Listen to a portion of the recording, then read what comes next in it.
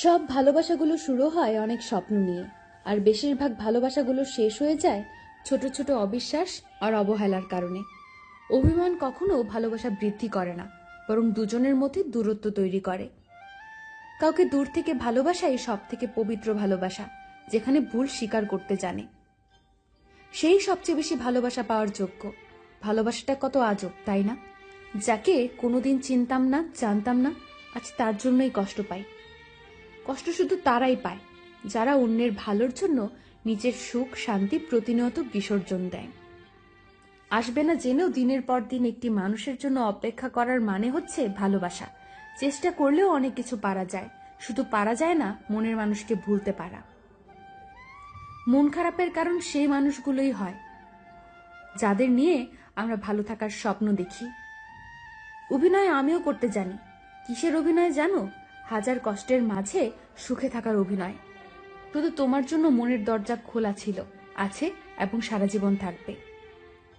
সব ইচ্ছা পূরণ হয়, মাঝে মাঝে অপূর্ণতা নিয়েও বেঁচে থাকতে হয়। বাস্তবতা এটাই যে সুন্দর মনের কোনো দাম নেই। কিছু সুন্দর রূপের অনেক ভালোবাসে, এমন আমি যেখানে সহজেই প্রবেশ করা যায়, কিন্তু নিজের জীবন বাজি রেখে সেখান থেকে বেরিয়ে আসা যায় না। ভালোবাসা মানে শুধু প্রেম নয়, ভালোবাসা মানে বন্ধুত্ব।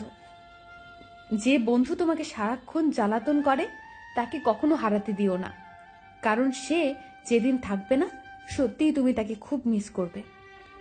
বাস্তব কথা, কেউ প্রস্তুত নয় বা তোমাকে যতটা প্রয়োজন সে তোমাকে ততটা গুরুত্ব দেবে। কেউ যদি অবহেলা করে দোষের নয়, কারণ তুমি তার কাছে বেশি আশা করে ফেলেছিলে। যখন ছিলাম তখন দামি ছিলাম, আজ পুরনো তাই আমি সস্তা। তোমাকে ধরে রাখার ক্ষমতা তার নেই, কিন্তু তোমাকে সারা জীবন ভালোবাসার ক্ষমতা তার আছে। জন্মেছি চোখের জল নিয়ে, এখনো বেঁচে আছি চোখের জল নিয়ে, আর একদিন ঠিক চলে যাব সবার চোখের জল দিয়ে। ভালোবাসার মানুষকে চোখ দিয়ে নয়, হৃদয় দিয়ে অনুভব করতে হয়। তাই আমি তোমায় না দেখলে অনেক ভালোবাসি।